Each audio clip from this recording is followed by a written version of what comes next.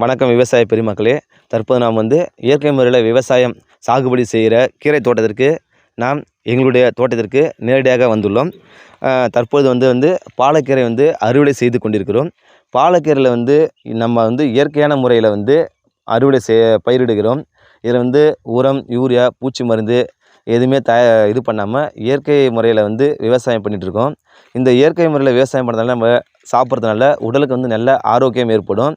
இந்த பாலக்கீரை நம்ம சாப்பிட்றதுனால நம்மளுடைய பற்கள் உறுதியாக ஸ்ட்ராங்காக இருக்கும். இப்போ சிறிய வயசு குழந்தைகள் நிறைய பேர் சிறிய வயசுலேயே சாக்லேட்லாம் கொடுத்து சொத்தப்பல்லாகுது. அது மாதிரி இருக்கணும். அதெல்லாம் போக்கணும் அப்படின்னா நீங்கள் பாலக்கீரை அடிக்கடி குழந்தைகளுக்கு செஞ்சு கொடுங்க. அது இல்லாமல் எலும்புகளை தேய்மானத்தை நீக்க பாலக்கீரை அடிக்கடி சாப்பிடுங்க.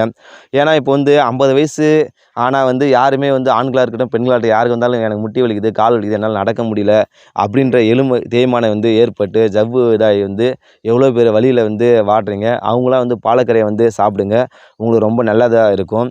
அதுக்காக பாலக்கீரை அதிகமாக சாப்பிட்டோம்னா அனிமியா நோயை தடுக்கலாம். மற்றும் குழந்தைகளுக்கு பால் கொடுக்கும் தாய்மார்கள் பாலக்கீரை அடிக்கடி சாப்பிட்டிங்கன்னா நல்லா பால் கிடைக்கும். இயற்கையான முறையில் கிடைக்கிற வகைகளை சாப்பிடுங்க. ரொம்ப நன்றி.